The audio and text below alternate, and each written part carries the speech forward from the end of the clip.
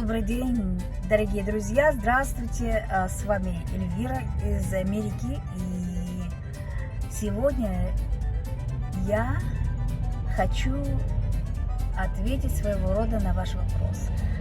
Порукечилиш багалами юлдашлар тендан Эльвира Америковичем и тачем тендалан понем ваш мутан тендан юлдашланда. Во-первых, я очень хочу вас поблагодарить за вашу доброту, за все ваши отклики, которые я получаю иногда, и мне, естественно, очень приятно. Пешку гутау, южа тендан, чанджим денак, моткоч кумуланулда, шинда тендан.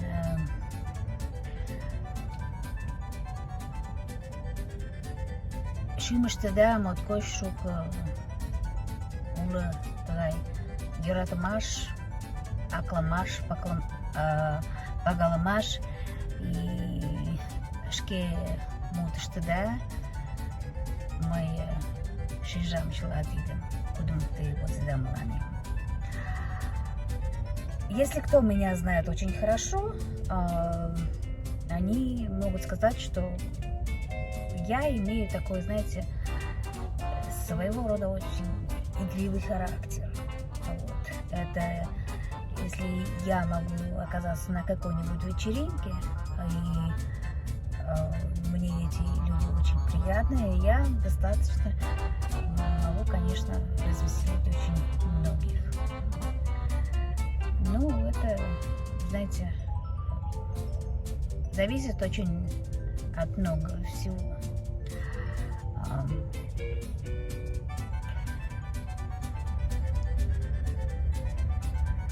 Так вот, вопрос был такой, как я вообще осмелилась приехать сюда с двумя маленькими детьми, не зная никого, не говоря по-английски и вообще, то есть поехала черти знает куда, в такую неизвестность.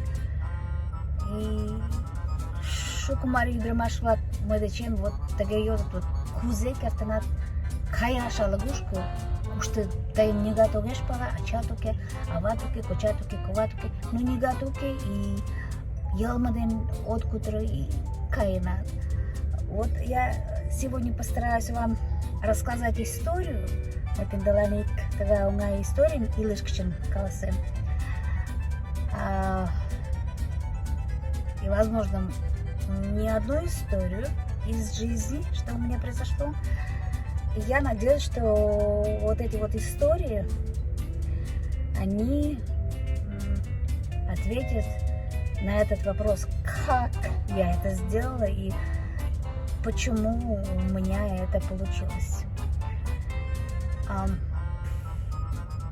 Когда мне вот исполнилось 21 год, это был...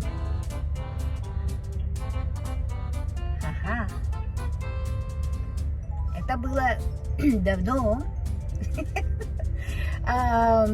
Мне исполнилось 21 год, и дали мне талон. Тогда вообще выдавали талон абсолютно, может быть, на многие продукты. Я помню, на масло, на колбасу и на водку. Ну, там можно было либо водку купить, либо там кофе. Так вот, комендант общежития, она мне выдала...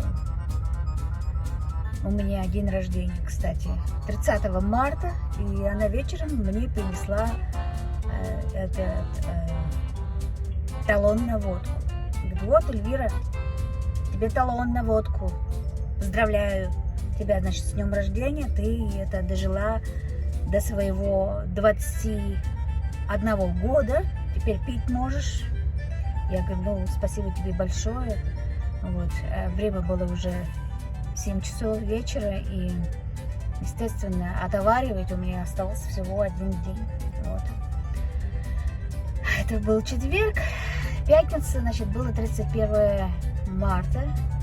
Я собиралась домой ехать, думаю, ну, то есть, либо в пятницу вечером, наверное, думаю, не получится. Поеду, значит, я в субботу. А 31-го я решила, значит, все-таки отовариться. Вот. Тогда я вообще-то жила в городе Чебоксары. Это Чувашская республика, столица. Очень красивый город. И когда я жила в этом городе, мне, естественно, сама природа и то, что Чебоксары находятся на берегу Волги, это мне очень сильно нравилось. Я вообще очень люблю Чебоксары, и я до сих пор чувашский язык помню. Вот, и я это до сих пор это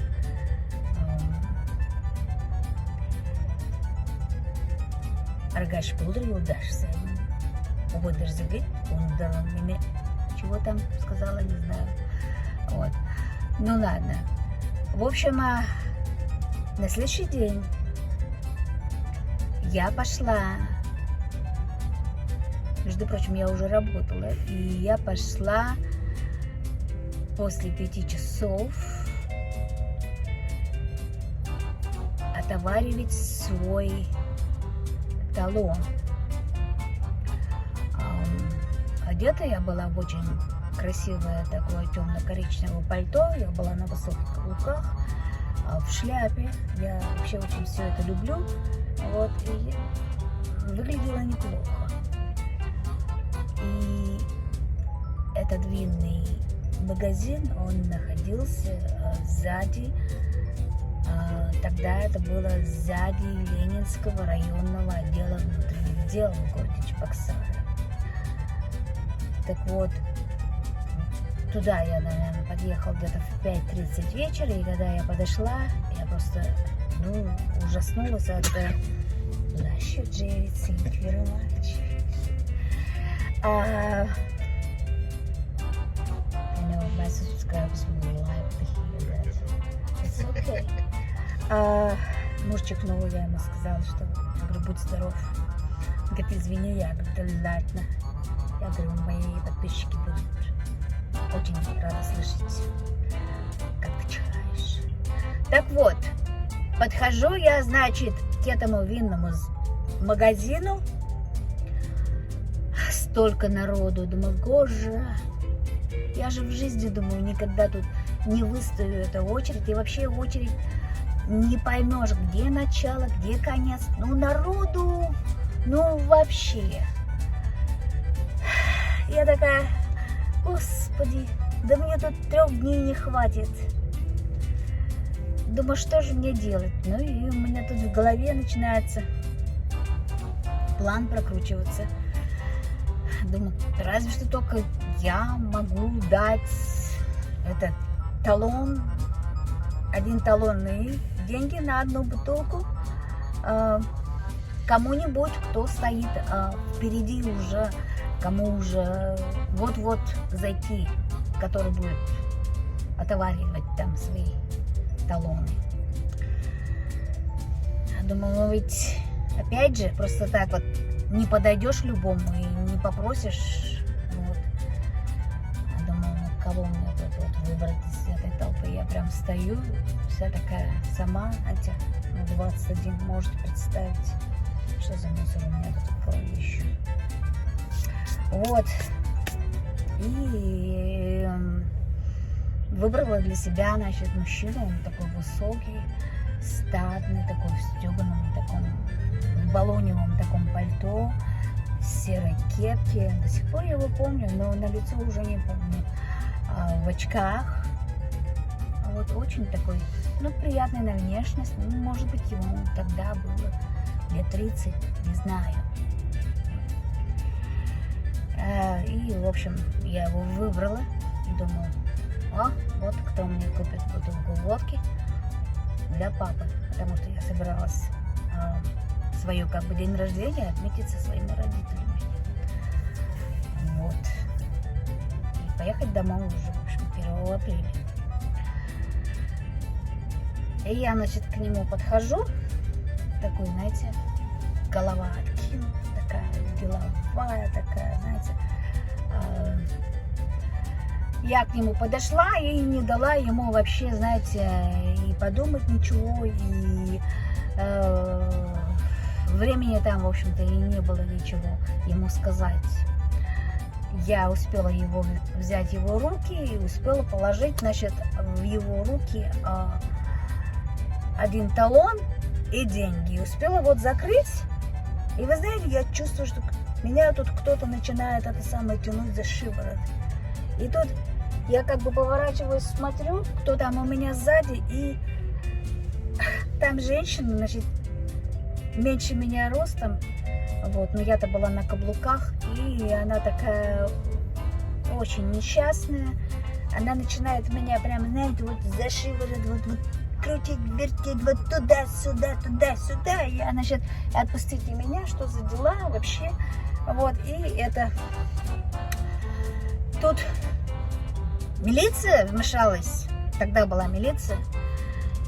Вот. Говорит, что такое? Мотогай? Думаю, господи. И эта женщина кричит, я видела, как она давала там в руки ему это, талон на бутылку водки и деньги. Я такая смотрю на этого мужчину, он такой уже в руках держит все. Мне как-то надо разруливать вот это вот все вот ситуацию. И я, значит, объясняю этому милиционеру. Я говорю, вы знаете, вы вообще-то с утра еще договорились с мужем, что он придет сюда очередь занимать. А я приду после работы с деньгами и с талонами. А у него уже в руках, в общем-то, и талоны, и деньги мои. Я так смотрю на него, думаю, господи, скажи только попробуй, что я не твоя жена. Они тебя выкинут вместе со мной. Я так еще на него смотрю, и он так это самое налево. Направо он такой еще, знаете, мужчина высокий, по 2 метра роста. И милиционер тут его спрашивает, это правда, что она ваша жена? Я такая улыбаюсь ему. Думаю, ну давай. Мои секунды сочтены. И он такой, да, она моя жена. Ну, господи, хорошо, что умный мужчина попался мне. И я так-то ему, значит, это самое плечо так это поправила, стряхнула. Я говорю, дорогой, я тебя там подожду. Поворачиваюсь, вернулась и ушла. В общем, немножко отошла, метров, наверное, на 5-7 от всей этой толпы и стала, в общем, ждать. Стою, жду. Там эта женщина стоит, думаю, ха-ха. И так, это в душе, так, господи, спасибо тебе большое. Сохранил ты меня. Ну вот, подождала, сколько там времени прошло, я не знаю, может быть 15 минут, может быть 20 минут, и он это самое стоит там в очереди, значит, смотрит на меня, разглядывает, как говорится, новую испеченную жену. Скажет, блин. Ладно, он вошел вовнутрь, через некоторое время вышел. Я опять же при всей этой толпе подошла к нему и это самое, взяла его, значит, под руку, и мы с ним пошли. Мы с ним пошли, и потом мы завернули, значит, за угол, мы немножко прошли. Я говорю, ну ладно, спасибо вам, говорю, большое, давайте, говорю, бутылку обратно. О, вот тут у нас началась ругачка. А он на меня, ты вообще кто такая? Ты знаешь, ты бы мне могла разрушить всю мою жизнь. Я стоял и боялся, что кто-то меня увидит из знакомых, которые знают мою настоящую жену. Я говорю, ну не увидели же? Да, я не знаю, я просто счастлив. Мне повезло. Я говорю, ну вот. А мне-то, говорю, как повезло. И с вами, и вообще. Я мог из-за тебя очередь потерять. Я говорю, ну, не потерял же. И тут то-то другое, это самое. В общем, кто-то еще начал проходить, и мы так это немножко приутихли, так и немножко. Он еще этот проходит мимо, говорит, милый, ругается, типа тешится, только тешится. Думаю, господи, милый ругается, только тешится. Ладно. Кто там проходил, прошел. И дальше у нас, значит, продолжилась эта ругачка. В общем, отдал он мне эту бутылку, уже успокоился. В пакете я так быстро засунула в сумку, чтобы... А он мне говорит, слушай, я говорю, да. Ты, говорит, что, в театре играешь? Я говорю, нет. Я говорю, вся жизнь театр. А потом он уже так успокоился. Говорит, да. Вообще, говорит, как тебя зовут? Я говорю, какая тебе, блин, разница теперь, как меня зовут? Я говорю, спасибо тебе большое. Доброго здоровья и счастья, говорю, семьи. Помог, говорит, ты мне это получить. Папа, говорю, у меня будет счастлив. Вот так. Это у меня вот был такой случай в Чебоксарах. Но вообще очень много я могу вам рассказать. Смешных таких историй, которые происходили в моей жизни.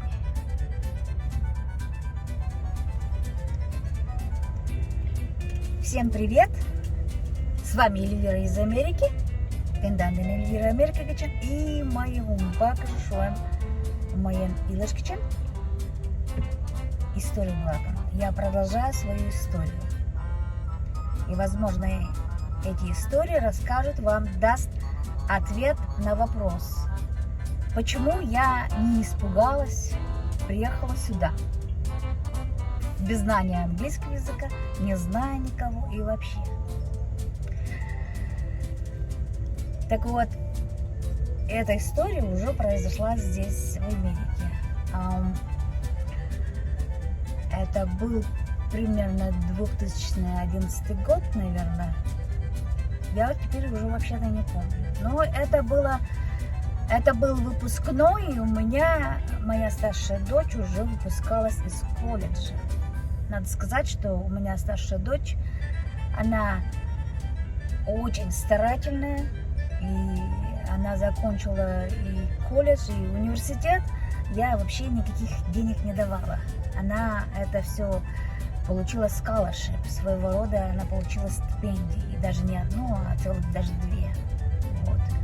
Ну, в общем, девушка взяла что-то от бабушки, даже от бабушек, я бы сказала, и дедушек, и от меня, как говорится, кровь там все равно работает.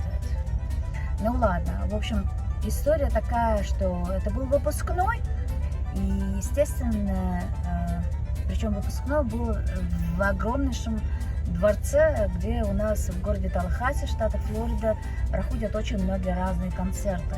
Приезжают туда именитые эти музыканты, вообще артисты Америки и не только Америки. Кстати, я туда ходила, там очень много разных залов, вот, и в одном из этих залов вот этот вот выпускной был.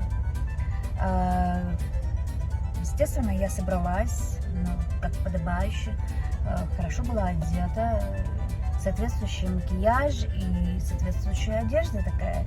Вот. Вместе со мной были моя младшая дочь Серафима и ее подруга, афроамериканка Анжелика. Она мне очень сильно нравится до сих пор. Она нравилась мне и нравится до сих пор. Такая очень целенаправленная, у нее есть определенный план развития. И вообще мне такие люди нравятся, которые развиваются. Так вот, я была за рулем, девчонки сидели у меня сзади. Да, мне пришлось, конечно, научиться водить машину. Как я научилась водить машину, это тоже отдельная история. Подписывайтесь на мой канал, и вы услышите, как я у мужа бывшего машину в кювет свалила. Ну вот, так вот, я за рулем, девчонки у меня сзади, и я приехала. И только когда подъезжаю, вдруг у меня тут, как говорится, умные мысли приходят опосля. Думаю, блин, я вижу издалека это самое, припарковываться надо, и за парковку нужно платить, и причем платить надо не этим, как его, не карточкой электронной, банковской, а наличными. А у меня их нет, у меня их вообще никогда не бывает, очень редко. Я вообще наличные перестала использовать здесь в Америке. И вижу $8, $8, значит. Я говорю, девчонки, деньги есть, я потом отдам вам. Ответ мне, no. Я говорю, Анжелика, do you have money? Я говорю, у тебя есть деньги? Она говорит, нету. I'm sorry, Miss Elvira. Она такая, всегда так вежливо отвечала. Я говорю, ну ладно, ну знаешь, не первый раз замужем, блин, выкручусь. Я подъезжаю, и там, значит, мужчина. Я говорю, hi. Он говорит, hi, how you doing? Значит, ну, это, знаете, в Америке так вежливо с вами разговаривают и спрашивают, как у тебя дела, совсем не от того, что они действительно хотят знать, как у тебя дела, и вообще не нужно им начинать рассказывать, как у вас дела. Я говорю, everything alright. Все у меня в порядке, значит. Я его спрашиваю, how much? Я говорю, сколько? Он говорит, $8. Я говорю, yeah. Я говорю, how about good looking discount? И начала с ним это самое, знаете, играть. Денег-то нет у меня. Денег-то у меня было только $5. И он такой, good looking discount, это, если переводя на русский язык с английского, это типа, как насчет того, что скидка на нас, на молодых, красивых, как говорится. А он такой, I think you are qualified. Я думаю, что ты подходишь на эту скидку. Я говорю, oh, thank you. И он меня спрашивает, сколько, говорит, ты можешь дать? Говорит, how much you can? Он, в общем-то, понял, что у меня денег-то наличных нету, вот поэтому я это начала с ним, типа, таких дискаунтов-то не бывает. Вот. Я говорю, I have $5, у меня, говорю, $5. Он говорит, ну ладно, $5 даю. Значит, $5. В общем, я ему дала $5, и меня девчонки это самое. Мама, как ты вообще могла? Ты и Маша, вы обе одинаковые. Вот. Это у меня Серафима, но она все, конечно, сказала на английском языке. Так вот, я думаю, что в любой жизни, вернее, вообще бывают в жизни такие разные ситуации, когда их нужно, знаете, разруливать с улыбкой. Вот. И вот пускать абсолютно все. И, естественно, вера в Бога тоже очень сильно помогает. У меня день начинается с Богом и заканчивается с Богом. Поэтому я вам тоже советую жить вместе с Богом. Когда вы любите Бога, тогда и Бог вас любит. Я думаю, что все эти, знаете, мог бы ведь кто-нибудь другой там встретиться мне в Чебоксарах, например, послать меня куда-нибудь подальше, но не послал. И тут тоже в Америке, когда с этими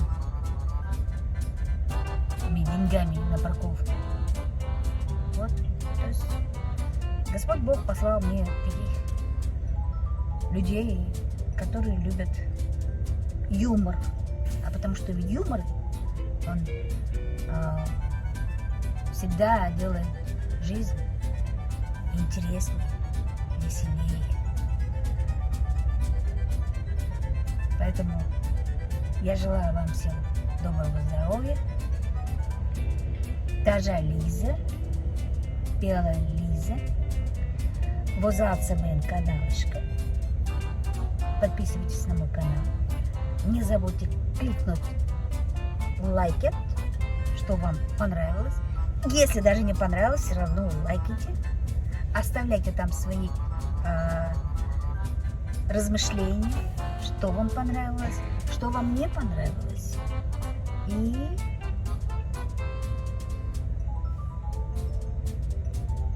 до следующего раза.